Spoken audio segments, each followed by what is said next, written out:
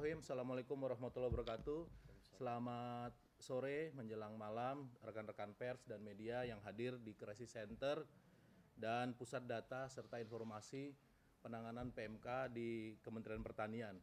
Pada sore hari ini kami ingin menyampaikan 3 hal. Yang pertama terkait penanganan Crisis Center oleh Kementerian Pertanian, termasuk di sini pengelolaan data dan informasi yang nanti akan disampaikan oleh Bapak Sekretaris Jenderal PKH, Sekretaris Dirjen PKH Bapak Dr. Hewan Makmun MSC.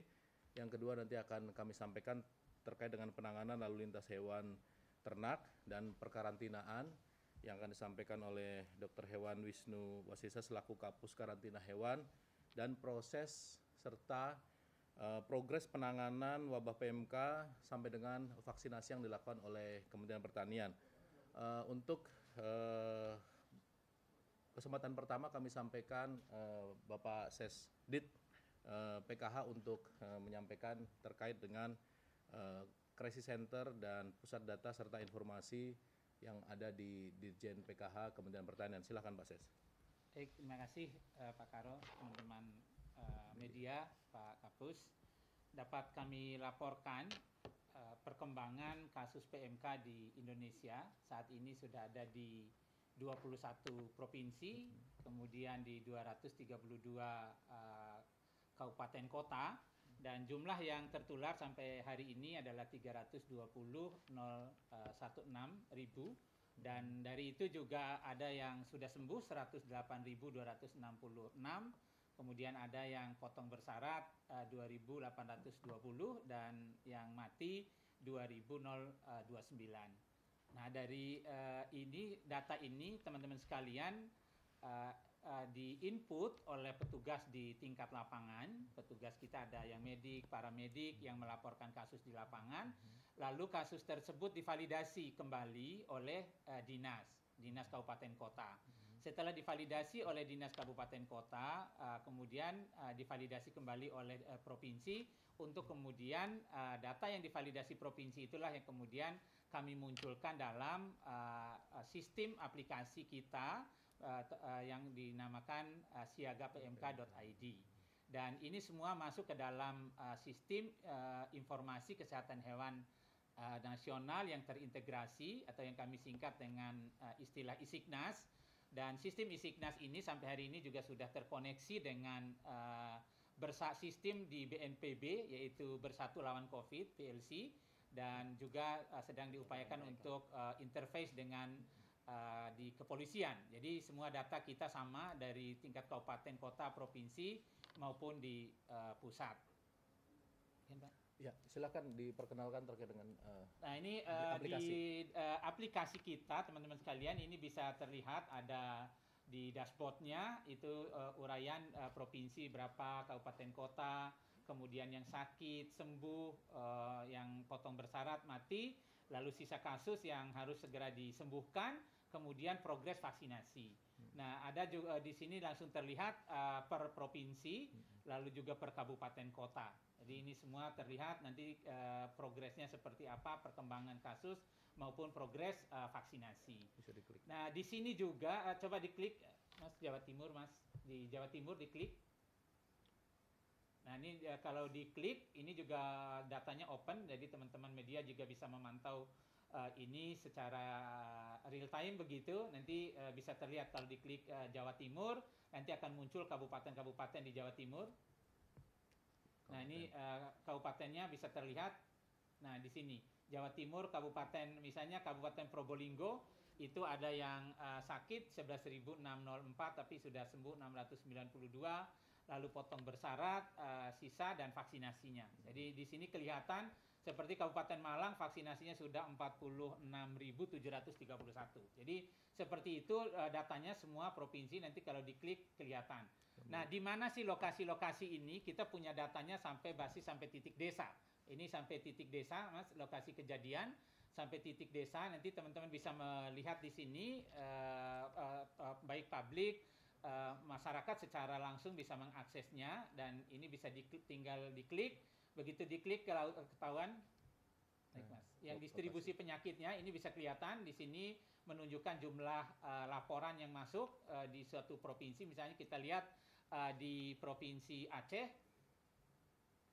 ini diklik kasusnya, terus Banda Aceh, begitu dari Banda Aceh kelihatan lagi, diklik kembali, nanti kelihatan di kecamatannya mana saja, dan diklik lagi desanya mana saja, begitu. Jumlah kasus. Ya, jumlah kasusnya, lalu kemudian diklik, nah sampai terus yang yang ya.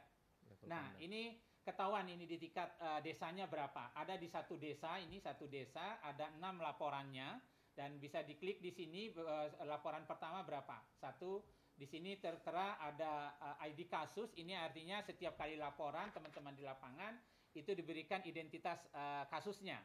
Jadi nomor kasus ini tidak terkonfigurasi, tidak ada yang duplikasi.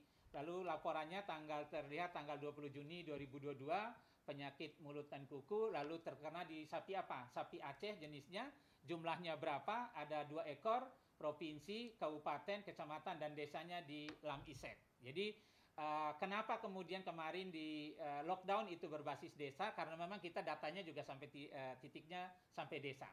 Sehingga desa mana yang harus di lockdown, itu berbasiskan data ini bisa kita lakukan dengan baik. Di samping data lokasi, teman-teman sekalian, di data center kita ini ada juga fasilitas-fasilitas yang ada. Sehingga kalau para peternak atau masyarakat ingin menguji ternaknya apakah dia sehat atau tidak, ada fasilitas laboratoriumnya. Jadi fasilitas laboratorium kita ada, fasilitas puskeswannya juga ada. Digerakin dong, Mas. Dan data ini bisa diakses. Nah, ini bisa diakses oleh umum. Ini tinggal nanti teman-teman, di sini ada fasilitas, di sini ada labnya, lab mana saja yang bisa digunakan untuk menguji PMK, lalu kemudian ada pusat kesehatan hewan, tempat teman-teman melapor di daerah masing-masing, bisa langsung dicek sini, oh ternyata ini yang terdekat dengan kami, itu bisa langsung. Ada juga SDM kesehatan hewan, yang kita miliki unit puskeswan itu ada di 1.588 unit. Dan di 21 provinsi yang tertular ini ada 1.047 unit. Sementara SDM yang kita miliki totalnya 23.000 orang, dan di area yang tertular di 21 provinsi itu ada 19.828 orang. Jadi itu jumlahnya SDM yang kita miliki. Baik.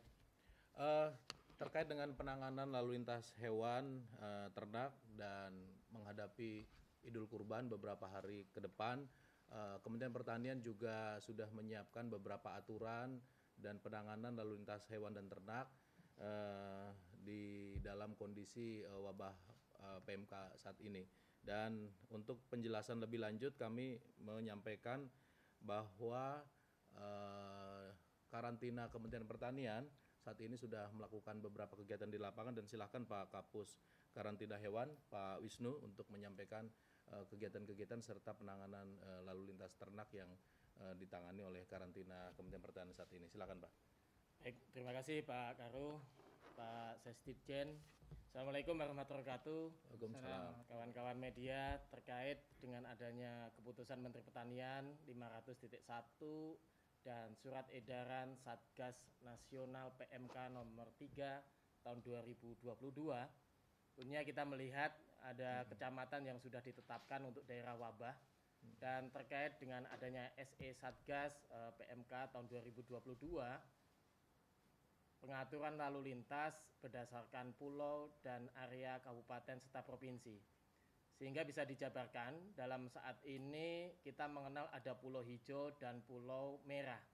Pulau hijau adalah pulau yang di mana belum ada kasus terkait dengan konfirmasi PMK.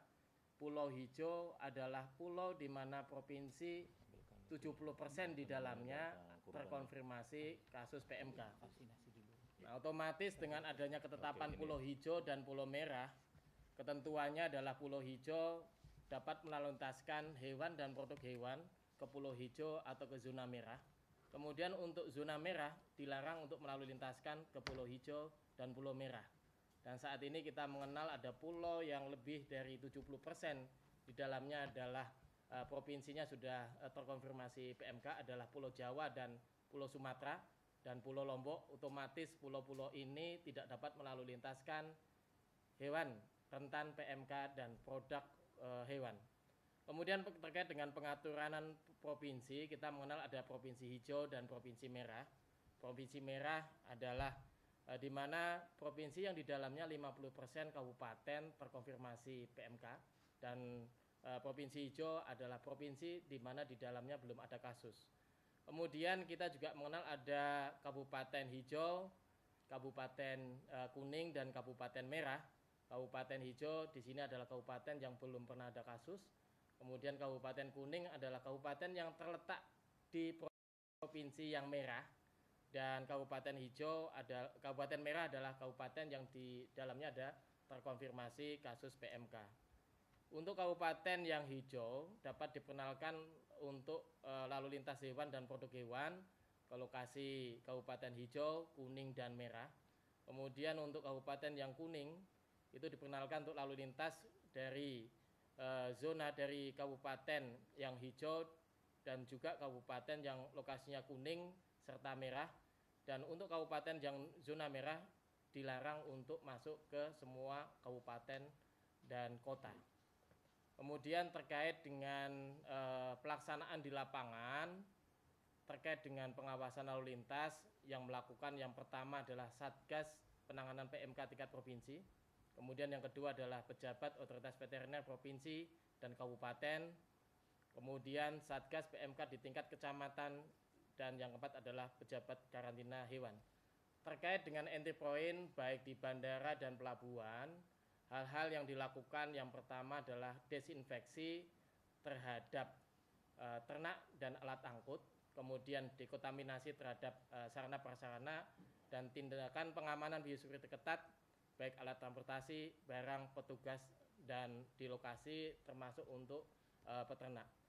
Kemudian terkait dengan lalu lintas, sebelum dilakukan lalu lintas dilakukan tindakan karantina hewan dengan masa karantina selama 14 hari di pintu pengeluaran ya. Nanti akan dicek kembali terkait dengan dokumen karantina dan persyaratan. Persyaratan untuk hewan rentan PMK diantaranya adalah SKKH yang dilengkapi dengan rekomendasi tempat pemasukan dan rekomendasi di tempat pengeluaran.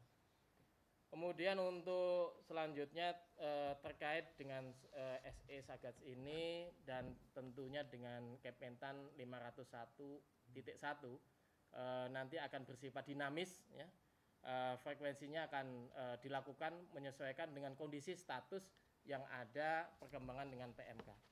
Kemudian ada beberapa provinsi atau daerah yang secara khusus dengan SE Satgas ini adalah yang pertama untuk Provinsi Bali tidak diperkenalkan untuk lalu lintas baik hewan atau produk hewan khusus untuk Provinsi Bali. Kemudian untuk Provinsi NTT, Nusa Tenggara Timur, dan Sulawesi Selatan, semua media rentan dan produk dilarang masuk ke dua provinsi ini, dan 3 provinsi untuk wilayah Jawa Timur, Jawa Tengah, dan Nusa Tenggara Barat dilarang pengeluaran media pembawa hewan rentan PMK dan produk dari ketiga provinsi ini.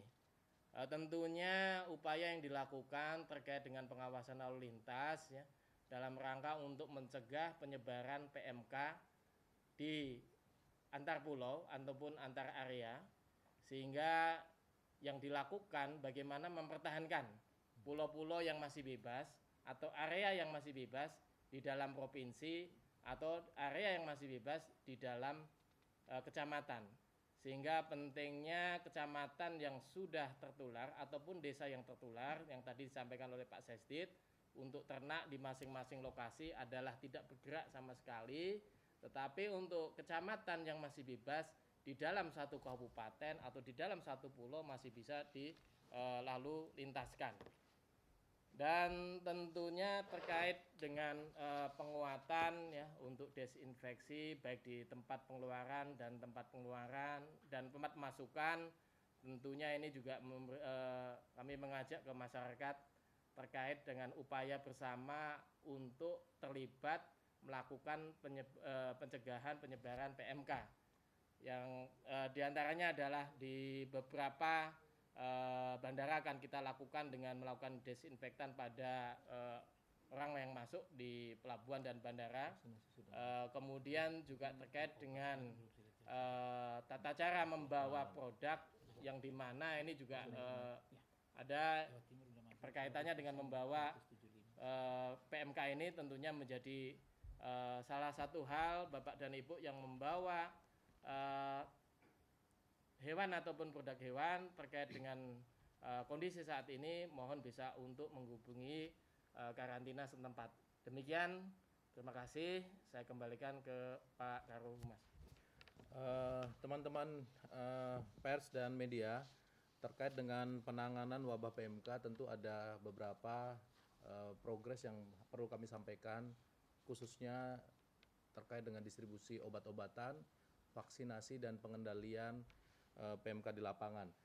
Izin Pak Ses untuk menyampaikan beberapa hal terkait dengan vaksinasi dan penanganan hewan yang terkena wabah PMK. Silakan Pak. Baik, terima kasih Pak Karo. Jadi teman-teman sekalian, bagaimana sih sesungguhnya kita mengendalikan PMK ini? Jadi dari sisi Kementerian Pertanian, ada strategi pengendalian PMK. Yang pertama adalah tentu tadi mengobati semua ternak yang sakit. Jadi yang sakit segera diobati, dan Kementerian Pertanian sampai hari ini sudah mendistribusikan 203.000 dosis obat-obatan yang didistribusikan ke seluruh provinsi tertular, tentu saja sampai seluruh tingkat bawah. Lalu sudah 2,6 juta liter desinfektan. Jadi karena lingkungan dan lain-lain harus didesinfeksi supaya virus di alam itu juga hilang. Yang berikutnya adalah juga pengendalian lalu lintasnya. Jadi tadi sudah dijelaskan oleh Pak Kapus, harus dikendalikan lalu lintasnya. Karena PMK ini sangat di mana-mana penyakit itu, kalau ada yang sakit yang beredar pasti akan mempercepat proses penyebarannya. Yang berikutnya strateginya adalah vaksinasi. Nah ini vaksinasi kita sudah mendistribusikan 800.000 vaksin ke seluruh daerah tertarget. Jadi yang kita vaksin, teman-teman sekalian, ini untuk diketahui juga di seluruh Indonesia, pemirsa sekalian, bahwa vaksinasi yang kita lakukan ada prioritas-prioritas. Yang pertama adalah sapi bibit.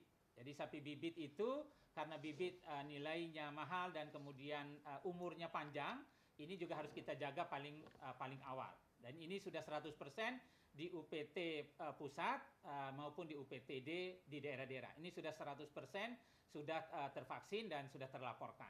Kemudian yang kedua adalah ternak sapi perah, karena ini yang sangat peka dan juga tadi umurnya masa hidupnya panjang.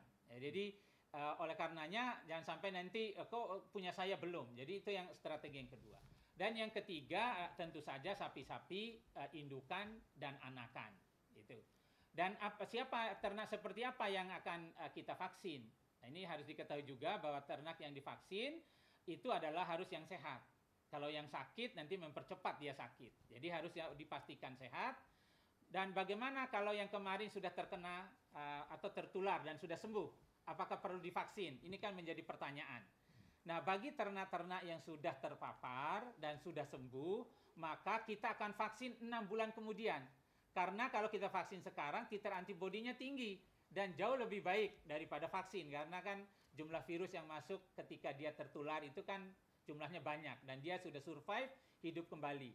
Sehingga ini mohon para peternak kita dimanapun berada, agar tidak kemudian mengajukan untuk divaksin bagi yang sudah terkena. Jadi pastikan kalau sudah terkena nanti 6 bulan setelah dia sembuh, itu akan kita vaksin kembali. Sebagaimana sudah disetujui oleh pemerintah, jumlah vaksin kita semuanya adalah 29,5 juta. Saat ini sudah 800.000, besok hari Rabu, kita akan mendistribusikan lagi vaksin dengan jumlah 2,2 juta. Jadi vaksin darurat kita punya 3 juta. Besok karena sudah ada yang 100% pelaksanaannya di lapangan, maka kita distribusikan lagi. Kita memang tidak mendistribusikannya menumpuk di daerah karena daya simpan atau tempat penyimpanan di wilayah-wilayah juga terbatas karena harus disimpan dia di suhu 2-8 derajat, sehingga kita ngirim secara bertahap. Dan kita pastikan kontinuitas vaksinasi ini terus berjalan. Jadi kalau ada misalnya daerah kok saya belum, silakan disampaikan ke kami supaya tadi ternyata sudah habis dan kami akan mendistribusikan lagi. Besok 2,2 juta. Jadi insya Allah itu akan ke seluruh provinsi tertular. Jadi untuk daerah yang pulau-pulau yang masih hijau seperti Pulau Sulawesi, Pulau Sumbawa di NTB, lalu kemudian Maluku, Maluku Utara, NTT dan Papua, seluruhnya kita akan berupaya sekuat tenaga, gitu. Seluruh elemen bangsa harus kita pertahankan agar tetap dia bebas PMK tanpa vaksinasi. Jadi apa keuntungannya kalau kita bebas PMK tanpa vaksinasi? Nanti kita bisa cepat mengajukan ke OIE, ada zona bebas PMK tanpa vaksinasi. Dan dari situ kita bisa mengekspor hewan maupun produk hewan yang PKPMK. Itu keuntungannya. Oleh karenanya ini harus kita jaga sama-sama betul-betul supaya tidak lagi masuk ke daerah-daerah yang tadi sudah hijau. Nah, di samping pelaksanaan itu tadi untuk mendukung tadi teman-teman sekalian memang ada regulasi-regulasi yang sudah dikeluarkan oleh Bapak Menteri Pertanian untuk menata bagaimana pelaksanaan mulai pengendalian PMK ini, baik peneguhan SOP, kemudian penetapan daerah yang terkena, itu setiap ada perubahan selalu diupdate. Kemarin sudah ada revisinya, jadi yang dari 501, lalu kemudian direvisi untuk penambahan di Kepulauan Riau. Jadi begitu sangat dinamis dan Pak Menteri sangat luar biasa, begitu sudah tiap saat kalau ada perubahan silakan. Jadi langsung ada saat hari itu juga sudah langsung ada rilis kita aturan yang baru menyesuaikan dengan kondisi yang ada. Kemudian juga sudah dikeluarkan SK Menteri terkait gugus tugas yang diikuti juga oleh SK Dirjen untuk PJ di seluruh Dirjen PKH, PJ setiap provinsi kita sudah bagi sehingga masing-masing eselon 2 di kami di Kementerian Pertanian ini juga sudah punya provinsi yang menjadi tanggung jawabnya untuk melakukan koordinasi juga termasuk tadi dengan terutamanya adalah dengan Satgas PMK. Kemudian ada juga SK Menteri, surat edaran Menteri ke seluruh gubernur, termasuk kemarin yang terakhir untuk Gubernur Bali untuk melakukan lockdown khusus Bali. Tadi yang sudah dijelaskan, di sana kita lakukan disinfeksi. Berapa juga masih banyak aturan yang sudah keluarkan sekitar 12-an SK Menteri surat edaran yang melingkupi ini semua. Dan teman-teman sekalian, Kementerian Pertanian juga kita melakukan disinfeksi, udah ada kerjasama dengan Palang Merah Indonesia untuk membantu disinfeksi di seluruh regional yang ada PMI. Jadi seperti ada kemarin kita sudah launching dan ini terus berjalan di seluruh wilayah. Jadi untuk memastikan virus di alam itu juga sudah mati dengan melakukan disinfeksi lingkungan.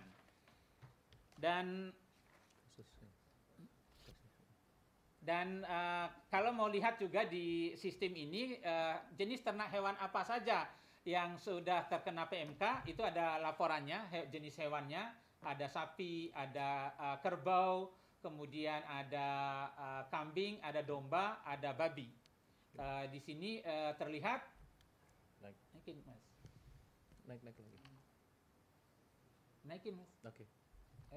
Mana gambarnya? Yang ada gambarnya. Bawah lagi ya? Paling bawah gambarnya. Nah, di dalam strategi ini juga teman-teman sekalian pengendalian itu ada juga strateginya, langkahnya yaitu adalah pemotongan bersyarat. Itu yang kita lakukan. Artinya ada persyaratan-persyaratan tentu untuk kemudian dia dipotong. Dan dari persyaratan itu kita akan menguji, oh ini misalnya terlalu parah untuk kemudian dia bertahan, karena kalau dia bertahan sapi itu bisa karier. Tetapi untuk kambing dan domba teman-teman sekalian, kalau dia sudah sembuh, dia sembuh free gitu. Jadi tidak lagi OTG ya. Jadi kadang-kadang takutnya salah pemahaman nih, nanti dikira OTG. Dia kambing dan domba itu dia aman, artinya kalau dia sudah sembuh dia tidak karier, jadi selama 6 bulan biasanya dia sudah habis itu sudah hilang. Begitu juga dengan babi. Makanya kenapa target utama kita di vaksinasi itu adalah di sapi. Karena tadi mempertimbangkan resiko lanjutannya. Kalau dia sudah sembuh, dia masih bersifat karier. Makanya ini harus kita langsung vaksin supaya dia proteksi dan dia tidak sempat tertular. Kalau dia tidak sempat tertular, maka dia aman. Nah, inilah strategi vaksinasi yang kita lakukan dalam rangka menjaga semua jenis ternak yang kita miliki ini tetap sehat dan PMK bisa kita segera bebas atau segera hilang dari bumi Indonesia. Cukup ya. Terakhir kami ingin menyampaikan terkait dengan neraca hewan kurban dan ketersediaan stok hewan kurban kita menghadapi Hari Raya Idul Kurban 2022 dan Pak Ses mungkin bisa menampilkan datanya. Silakan Pak. Ya. Baik, teman-teman sekalian, saya ingin sebetulnya sebelum masuk ke kurban, tadi ingin menunjukkan data kita sebetulnya perkembangan jumlah hewan sakit dari minggu ke minggu. Jadi di minggu ketiga bulan Juni 28 sampai 20 tanggal 20 sampai 26 Juni itu angkanya 68595. Sementara di minggu terakhir tanggal 27 sampai 3 Juli, 27 Juni sampai 3 Juli itu laporan yang sakit angkanya 34,310. Artinya ini ada penurunan kasus sebesar 50%. Jadi ini mudah-mudahan ini terus terjaga. Tentu dengan peningkatan jumlah vaksinasi, proteksi, ring vaksinnya terbentuk, titer antibody, maka kemudian jumlah yang sakit pasti akan berangsur-angsur akan turun. Sama seperti kita COVID, awalnya naik, begitu vaksinnya sudah merata, maka kemudian kasus itu akan mulai turun. Dan concern kita adalah vaksin dan pengobatan bagi yang belum sembuh. Nah, ini terkait yang berikutnya terkait dengan ketersediaan hewan kurban, teman-teman sekalian.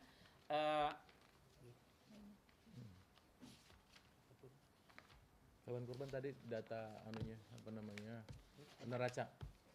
Okay.